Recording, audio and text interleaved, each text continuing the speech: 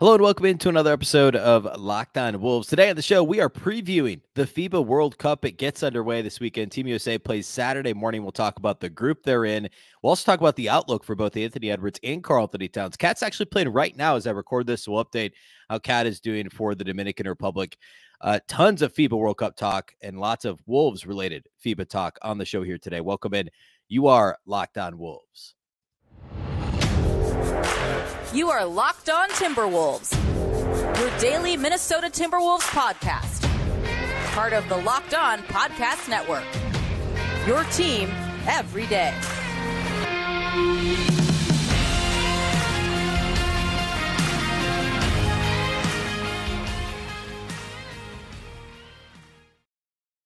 Welcome into the Locked On Wolves podcast, part of the Locked On Podcast Network, your team every day. My name is Ben Beecken. I'm the host of Locked On Wolves. Today's episode is brought to us by our friends at FanDuel Sportsbook, the official sportsbook of Locked On. Make every moment more. Visit FanDuel.com/LockedOn today to get started. Happy Friday, everybody. Happy weekend and happy start of the FIBA World Cup men's basketball tournament. We're going to talk about that throughout the show today. Plenty to get to. Lots of Wolves participating, lots of NBA players. So a lot to talk about today. A big thank you, first of all, for making Locked On Wolves your first listen every day. Of course, this show is free and available everywhere, including YouTube, as well as all of your favorite audio platforms, wherever you like to listen to podcasts. You can find this show. You can also watch on the Locked On Sports Minnesota app, along with all the other Minnesota Locked On podcasts. You can download the Locked On Sports Minnesota app on both Roku and Amazon Fire TV. Download the app today. Again, Roku and Amazon Fire TV. You can also follow the show on Twitter or X at Beecken, and then also at Locked On T-Wolves. Don't forget the T. All right. We've talked a little bit of FIBA over the past few weeks, kind of on and off, depending on Ant's performances and Team USA's schedule. And now we're into the actual games. And that's what I want to spend the majority of today talking about. I want to talk both big picture in terms of Team USA's outlook, which includes Anthony Edwards, of course, and then also in general for FIBA, like which players and teams to look out for, maybe some surprise teams based on their rosters, teams that maybe don't have as many NBA players but could still be competitive, and then also Karl-Anthony Towns playing for the Dominican Republic. In fact, he's playing right now as I record this Friday morning here stateside. Cat and the Dominican are, let me give an up-to-the-minute update as of me recording. It's actually halftime of that game, and it's tied at 42, the Dominican Republic and the Philippines. Now, the Dominican is supposed to beat the Philippines.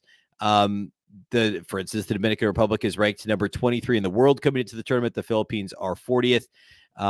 Neither one has a whole lot of NBA players. In fact, Cat is one of just 2 NBA players on the Dominican roster, along with Lester Quinones of, am I saying that? Yeah. Lester Quinones. Yeah. Of the Golden State Warriors. So the only 2 NBA players or players currently on NBA rosters for the Dominican Republic. The Philippines has Jordan Clarkson. But that's it for the Philippines. So sitting here right now at halftime of that game, Cat has played 15 of the 20 minutes, and he has, according to this box score, which I found out last week, at least in the exhibition games, we're not always accurate. I would imagine that these are got a better shot at these being accurate. But anyway, Towns has 11 points and 3 rebounds at halftime, just 2 of 8 shooting, but he has 7 free throw attempts for Cat. So obviously has to improve that efficiency a little bit if he's going to lead them to a win. Quinones, by the way, no points in 11 minutes of play, 3 rebounds for Quinones. Jordan Clarkson played 19 of the 20 minutes in the first half for the Philippines and has 18 points, 5 rebounds, 3 assists, and nobody else has more than 6 points on the Philippines roster. So it looks like it's going to be Cat versus Jordan Clarkson in this one, again, tied at halftime. So, I mean, we can start there. Let's start with Cat and the Dominican Republic. The Dominican is in Group A, and the way that this works, if you're not familiar, it's actually it's essentially the same as the Soccer World Cup if you watch that. There's 32 total teams. There's 8 groups. And then within each group, they play round robin, of course. And then the top 2 per group advance to the next round, which is 16 teams split into 4 groups. And then the top 2 from each group go to the quarterfinals, which I believe are in Manila. Right now, there's 3 different sites, I guess, Manila, Okinawa, and Jakarta. So Italy, the Group A has the Dominican Republic, and then the favorite in that group is Italy, which, by the way, you look at their roster, they only have one guy that's currently in an NBA roster, and that's Simone Fonticchio of the Utah Jazz. But Italy has a roster of guys that have played together a bunch. Like, it's a lot of guys who have played internationally together, that some of them play together professionally in other leagues. So Italy is ranked number 10 in the world. I mean, but you could also look at it this way. The Dominican Republic has the best NBA player of anybody in that group, right? They're playing, of course, I got to pass the Philippines and Jordan Clarkson, and then Angola, which is one of the teams that has Bruno Fernando's on that roster. So I guess there is an NBA player. There is an NBA player in each of those teams. But you would say Towns is obviously the best NBA player in that group. I would say the Dominican Republic has a pretty decent chance. I mean, you would still call Italy the favorites to emerge from Group A. But the Dominican has a shot. I mean, like, simply because of Karl-Anthony Towns. So that's a very winnable group. In fact, that's the group that has the top team is the lowest ranked, right? So what I mean by that is, like, the best seed, or the highest seed, if you will, in every other group, is a lower seed. No, is a better seed than Italy. So, like, for instance, the U.S. is the second ranked team nationally or internationally. They're the best team in Group C. In fact, Group C is the U.S., who's 2, and Greece, who's 9. Group A, Italy is the best team by ranking, and they're 10th. So it's all that to say, it's a winnable group for Karl-Anthony Towns, the Dominican Republic. They're being challenged right now by the Philippines. They should beat Angola, just like they should beat the Philippines. And then the question is, can they handle Italy? I don't know enough about Italy's roster and these guys that aren't NBA players to know what their front line looks like to compete against Karl-Anthony Towns. But I do know Towns is the best all-around player in that entire group, and that gives the Dominican Republic better than a fighting chance at emerging from that group and competing and advancing to that second phase. Team USA's group, I mentioned they're with Greece. They're 9th internationally. Also New Zealand. That's who the U.S. plays on Saturday morning Central Time here in the U.S., and then also Jordan, who's ranked 33. That's a difficult group. 2 top 10 teams, and nobody ranked lower than 33. Every other group has a team ranked lower than 33. So I guess there's 2 ways to slice this. The USA's group is the only group that has 2 teams ranked in the international top 10, and they're the group that has the best worst team, if you will. So 2 teams in the top 10, the U.S. and Greece, and Jordan is the worst team in the group, and they're 33rd. Like, Group F has Cape Verde. They're 64th. Ivory Coast is 42nd in Group G with Spain, who's the top seed. Lebanon, 43rd ranked in Group H. So the best way to say that is the Team USA has the toughest draw in terms of sheer ranking, because they have to deal with both Greece and 2, theoretically competitive teams in New Zealand and Jordan. Certainly New Zealand should be competitive. So a tough draw for the U.S. and a pretty good draw for Karl-Anthony Towns, the Dominican Republic. Spain, of course, is the number 1 ranked team in the world right now. They have Brazil in their group, and also Iran, which is only 22nd. But a lot of people like what Iran can bring to the table and think that they'll be competitive. And they also have the Ivory Coast at 42nd. The toughest group, in my opinion, is Group H, the toughest all the way through, I would say. Well, I mean, you could argue the US's is, but I would say certainly beside that would be Group H, which has France ranked 5th and Canada 15th. Talk a little bit more about that here in a second, because there's, of course, a prominent Timberwolves player on each of those rosters. So I want to break down a couple more of these groups, look at a couple of Ant updates. There's been a lot of Steve Kerr and Eric Spoelstra, of course, on Team USA staff talking about Ant quite a bit in the news. So we'll talk about all that here next. Today's episode of Locked On Wolves is brought to us by our friends over at FanDuel Sportsbook. Football season is about to kick off. Preseason is almost over. Like, the last preseason games are this week. 2 weeks from yesterday is the first NFL regular season game. FanDuel is giving you the chance to win with football all season long. Right now, when you bet on a Super Bowl winner, you can get bonus bets every time that they win in the regular season. That's right. Just pick any team to win the Super Bowl. You'll get bonus bets for every victory. If you're a Vikings fan, think about how much fun that is. Of course, you want to bet the Vikings for the Super Bowl, but you get bonus bets along the way. If the Vikings go, say they go 11-6 or whatever and don't win the Super Bowl, you're getting bonus bets along the way for their 11 wins. I don't know. I don't know that I would bet the Vikings to win the Super Bowl, but you can do that. You can do that, and it's also fun because of these bonus bets provided by FanDuel along the way. You can use your bonus bets on spreads, player props, over-unders, and more. Simply visit FanDuel.com/lockedon. You can start earning bonus bets today with America's #1 sportsbook. Again, that's FanDuel.com/lockedon. There's also plenty of other stuff. You could bet FIBA World Cup. You can bet, hockey's about to start. Of course, baseball's ongoing. We're about to get into the real stretch run in baseball. Again, FanDuel.com/lockedon. Start earning bonus bets with America's #1 sportsbook. That's FanDuel.com/lockedon.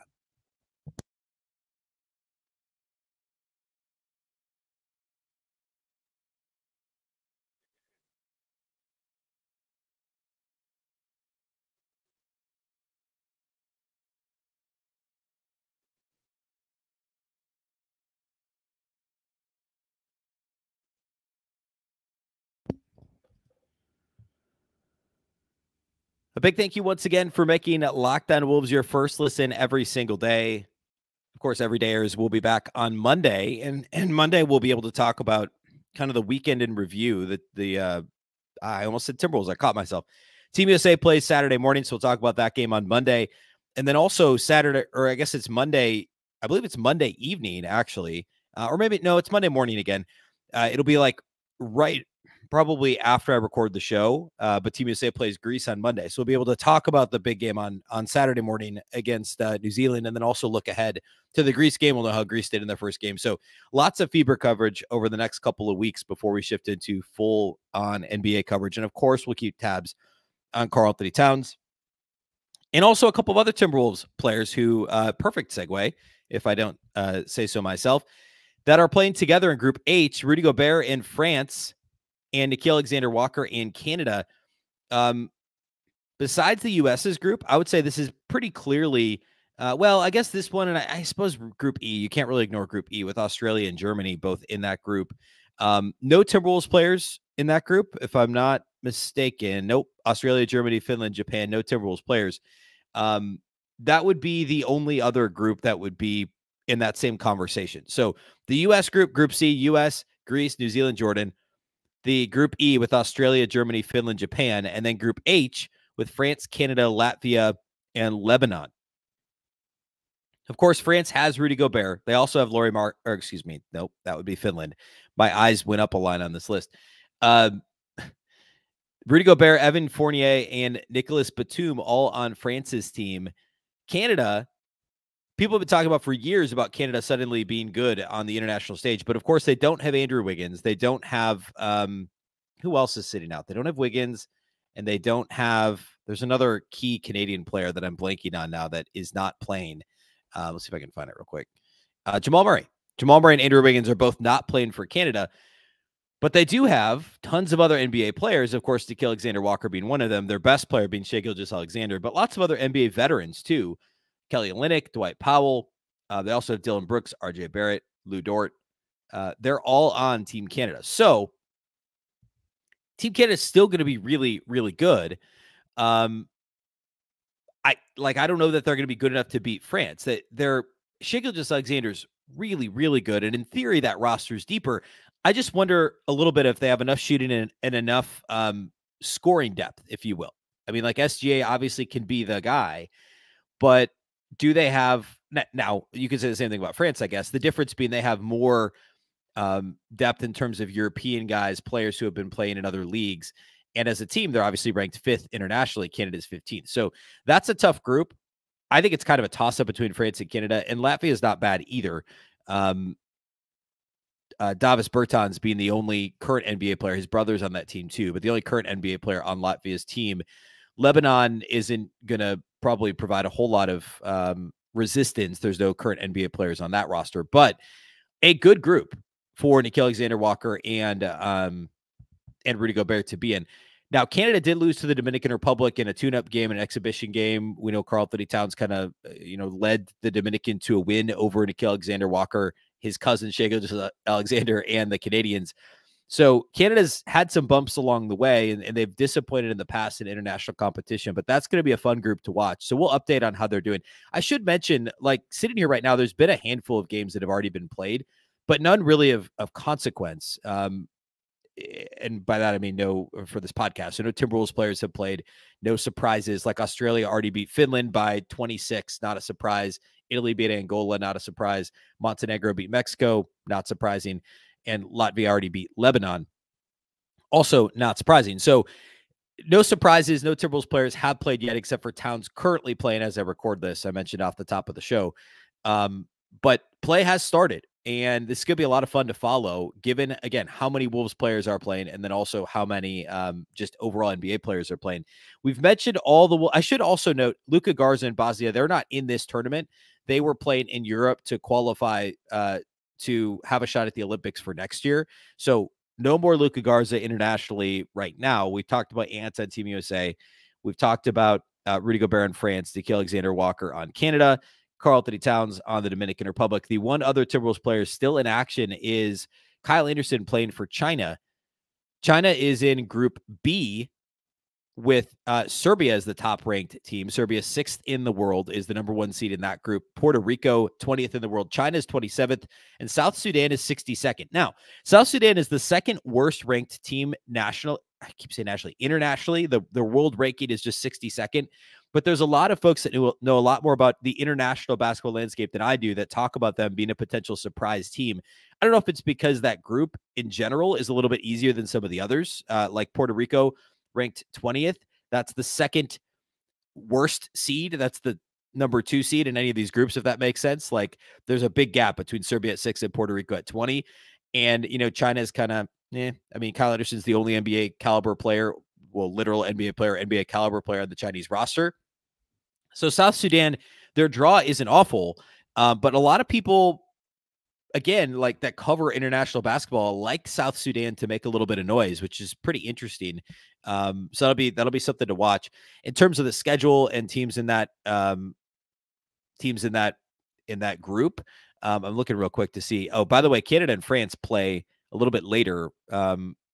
Possibly when you're listening to this, because it's all these games are in the morning, right? So this will be like late Friday morning. Canada and France play, which will be fun. I'm looking to see when the first time that China plays is, because that'll be a group to watch. Oh, they play Serbia on Saturday morning, just a little bit after, I guess, before Team USA plays. Yeah, so early Saturday morning. Man, all these games tipping off between basically 4 and 9 a.m. Central Time. But anyway, Team USA plays New Zealand. That actually will be going on. That starts after China takes on Serbia. So keep an eye on Kyle Anderson over there playing for Team China, because that is I don't think the Chinese team is going to be particularly good, but that, if they can compete against Serbia, they've obviously got a shot against Puerto Rico, and they should beat South Sudan, even though people are excited about them. I think South Sudan's probably the most interesting story that people are talking about in terms of a team that could make noise. Otherwise, I don't know. It's the usual suspects, right? It's Spain, it's France, it's Germany. That group with Germany, Australia, Finland, and Japan is a really interesting one. Lauri Markkanen playing for Finland, so they could be competitive. Japan only has Yuta Watanabe, but there's a lot of NBA players. Australia's got a ton of NBA players. How many do they have? They have 7, I think. They have 8 NBA players on their roster. Patty Mills, Dante Exum, Josh Green, Jack White, Joe Ingles, Dyson Daniels, Josh Giddey, Matisse Thybulle, and Xavier Cooks, all on the Australia roster. They're currently world number 3, and then they also have Germany in that group. Germany has Daniel Theis. They have Franz Wagner. They have Mo Wagner. They have Dennis Schroeder. And, of course, the U.S. just beat Germany in that come-from-behind win the other day. Germany's 11th in the world. That's a tough group, too. So the USA group, the Australia, Germany, Finland, Japan group, and then the France, Canada, Latvia, Lebanon group are the toughest ones. Spain, being the world's number 1, has Brazil at 13, Iran at 22, and the Ivory Coast at 42 in their group. So we'll keep an eye on this. I'll update on the show on Monday. We'll talk about, of course, Team USA and Ant, and then we'll talk about Cat and the Dominican. They'll also, at that point, I think they'll have 2 games under their belt. Team USA will just have the 1.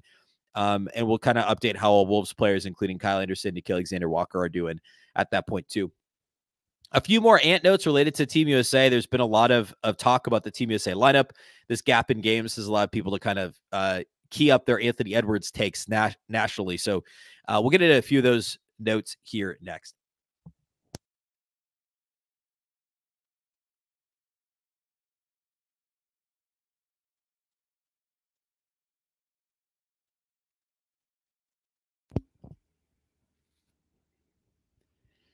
There's a bit of conversation about Anthony Edwards. Well, a lot of conversation about how he played, especially in that Germany game the other day. But in general, over the exhibition season, I think he was the best player on the floor in like all but maybe one game for Team USA. There were a couple good Jalen Brunson games early on. There was a lot of Austin Reeves in there, but Anthony Edwards was consistently the best player, I think, on the floor for Team USA in the exhibition season, if you will.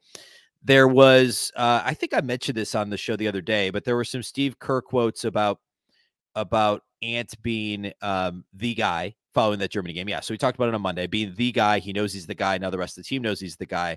And then there was the Erik Spoelstra conversation where he gave an interview, I forget with who, and he was asked who reminds him most about Dwayne Wade on the roster, and he immediately went Anthony Edwards. And I mean, then he expanded a bit on the way he carries himself, the way he plays, the way he energizes the crowd, his confidence level. Like that was one of the obviously positive comps for Ant coming out of the University of Georgia was his playing style and also his build. He's obviously now bigger than Dwayne Wade was, but at the time, like he's grown. But when he was coming into the draft, like his size was a lot like Dwayne Wade, the way he played. Now he's already got a better long range jumper than Dwayne Wade, and the upside there is higher. I would argue now peak Dwayne Wade was a freak athlete. And so it's, we have to remember how good he was before the legs aged from an athletic standpoint. So I'm not at all saying Ant is better than Dwayne Wade was. He's not, but he has the possibility of being better than Dwayne Wade. Like the ceiling is legitimately there. But that's a really, really good overall comp, and certainly the most Dwayne Wade-like player on Team USA's roster. So I understand the comp from Spoelstra. But there's also an interesting story at The Athletic by Joe Varden about the headline was, in quotes, "We don't have a Kobe, Anthony Edwards' path to Team USA's best dunker and best player." And so he talks a little bit about the dunk on Daniel Tice the other day. And then it has some quotes from Cam Johnson, Mikal Bridges talking about how he's the best, how Ant is the best dunker on the team. Erik Spoelstra says, quote, "Anthony Edwards, that's going to be a household name. Maybe it already is." And then as we move on in the article, it talks about how Ant initially wasn't even going to be in the starting lineup for Team USA. And I talked about this a few weeks ago on the show towards the beginning of the Team USA versus the Select USA. Remember, Nas was on the Select team, the camp. The first time they scrimmaged, Ant wasn't in the starting lineup. And they talk about this in the article.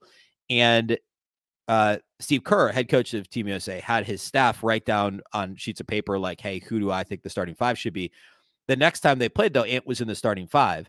And prior to camp, Edwards said that Steve Kerr called him and said, hey, you might come off the bench. And here's what Edwards said. This is where the Kobe quote comes from. Edwards said, quote, "I mean, of course I wasn't cool with it. If that's what it takes, I mean, I'm willing to do it, but I'm never cool with that." He said Dwayne Wade came off the bench when Kobe played. I was like, all right, we don't have a Kobe, but all right. But it was cool. Which is the most Ant quote because it's brutally, it's not brutally honest, refreshingly honest. Maybe naively so, right? Like almost passive aggressive, but not like in like, you know what I mean? Like where he's like, well, there's nobody on the team that's better than me. There's nobody that's a Kobe, but all right, whatever. It's fine. Don't worry about it. Like, he's not cool with it, but he wants to be kind of happy-go-lucky and okay with it. But he's also confident all at the same time. It's the quintessential Ant quote where it wraps up Anthony Edwards' personality and the way he carries himself in one quote. And you can't be mad about it. Like you need your guy to be, you need your Ant, your number one, your 1A. We can't call him A1 anymore with the number change, but your 1A to be that confident in his own ability and know where he stacks up against everyone else on the team and the teams you're playing against. But at the same time, willing to take, to follow what the coach is saying and do what the coach is asking him to do, and knowing that if he's going to come off the bench, he's just going to dominate off the bench. Remember, Dwayne Wade, and the second piece of this is Dwayne Wade led that Team USA version of Team USA in scoring coming off the bench, like 16 a game or something that particular year. 2008, that was the quote unquote redeem team after the 06 debacle. When LeBron and Kobe were in the starting lineup and Dwayne Wade came off the bench and led the team in scoring. I mean, we could see this depending on matchups, et cetera. We could see but I don't think there's any question.